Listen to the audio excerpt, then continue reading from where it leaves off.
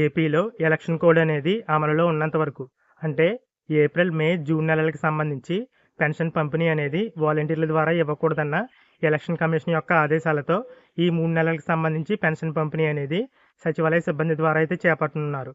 అంటే ఎవరైతే పెన్షన్ తీసుకునే లబ్ధిదారు ఉన్నారో వారు ఆధార్ కార్డు అయితే తీసుకుని నేరుగా సచివాలయానికి అయితే వెళ్ళి ఆ పెన్షన్ అమౌంట్ అయితే తీసుకోవాల్సి ఉంటుంది. అలాగే అందరూ కూడా నేరుగా సచివాలయానికి అయితే వచ్చి పెన్షన్ తీసుకునే పరిస్థితి అయితే ఉండకపోవచ్చు. ఎందుకంటే పెన్షన్ తీసుకునే వ్యక్తుల్లో చాలామంది వికలాంగులు అయితే ఉంటారు, మంచం నుంచి లేవలేని పరిస్థితుల్లో అయితే ఉంటారు. ఇలా చాలామంది అయితే ఉంటారు కాబట్టి వారికి పెన్షన్ పంపిణీ అనేది ఏ విధంగా చేపడతారని ఇంకా నిర్ణయం అయితే తీసుకోలేదు.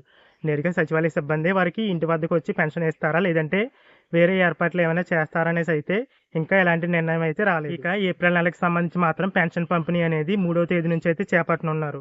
ఎందుకంటే 1వ తేదీ బ్యాంక్ అయితే సెలవు కాబట్టి, అలాగే 2వ తేదీ వచ్చేసి ఎక్కువ మొత్తంలో ఈ పెన్షన్ అమౌంట్ అనేది విత్డ్రా చేయడానికి కొంచెం టైం అయితే పట్టొచ్చు. కాబట్టి 2వ తేదీ పెన్షన్ అమౌంట్ అయితే విత్డ్రా చేసుకోవడంలో అయితే ఉంటారు. ఇక 3వ తేదీ నుంచి వచ్చేసి లబ్ధిదారులకి పెన్షన్ అమౌంట్ అనేది ఇవ్వడం జరుగుతుంది. ఇక ఈ పెన్షన్ పంపిణీ విషయంలో వాలంటీర్స్ని అయితే ఇన్వాల్వ్ అవ్వద్దన్నారు, కానీ ఆ పెన్షన్ లబ్ధిదారులకి పెన్షన్ అనేది సచివాలయంలో ఇస్తున్నారు అన్న ఇన్ఫర్మేషన్ పాస్ చేయాలన్నా వాలంటీర్ల అవసరం అయితే ఉంటుంది. లేదంటే సచివాలయాల వారీగా దండోరా అయితే వేయించవలసి ఉంటుంది.